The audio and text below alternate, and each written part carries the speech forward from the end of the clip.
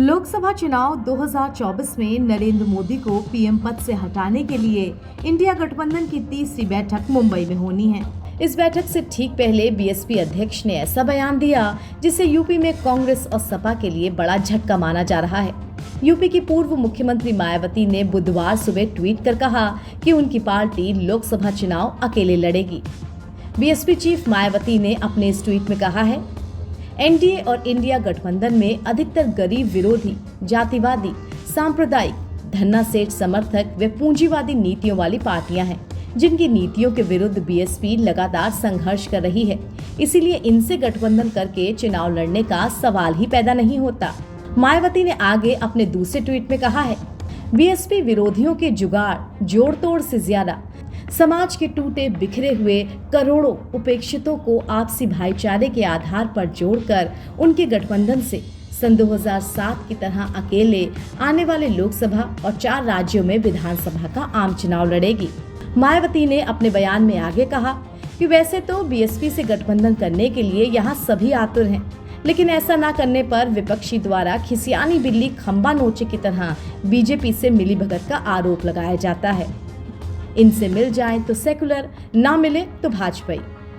ये घोर अनुचित तथा अंगूर मिल जाएं तो ठीक, वरना अंगूर खट्टे हैं कि कहावत जैसा है।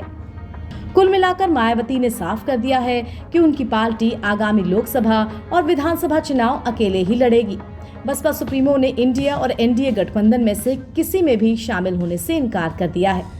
मायावती के इस बयान का असर अखिलेश यादव पे भी नजर आया। अखिलेश यादव से जब मीडिया ने सवाल पूछा कि क्या मायावती इंडिया गठबंधन में शामिल होंगी, तो सुनिए अखिलेश ने क्या जवाब दिया।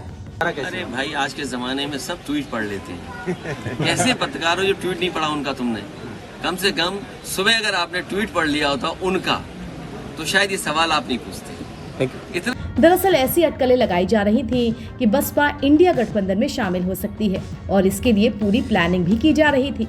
दरअसल यूपी में कांग्रेस ने दलित समुदाय से आने वाले अपने प्रदेश अध्यक्ष बृजलाल खाबरी को पद से हटा दिया था, जिसकी वजह से ऐसा संदेश गया कि मायावती को कंफर्ट फील कराने के लिए अजय राय को बृजलाल खाबरी से रिप्लेस किया गया है, क्योंकि कहीं मायावती को ऐसा न लगे कि कांग्रेस एक तरफ तो उन्हें गठबंधन में शामिल कर रही है और दूसरी तरफ यूपी में दलित समुदाय के ही नेता को चेहरा बनाए हुई है।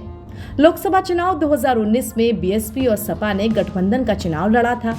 इस चुनाव में दोनों दल बीजेपी को साफ करने का दावा कर रहे थे, लेकिन गठबंधन के बावजूद कोई खास फायदा नहीं हुआ। बीएसपी को 2019 लोकसभा चुनाव में मात्र 10 सीटें मिली थी, जबकि सपा सिर्फ 5 सीटों पर परचम लहराने में सफल हुई थी। इस चुनाव के बाद बसपा ने सपा से गठबंधन तोड़ लिया। 2022 विधानसभा चुनाव में बीएसपी को सिर्फ 1 सीट पर ही जीत हासिल हुई थी। एनपीटी ऑनलाइन की रिपोर्ट।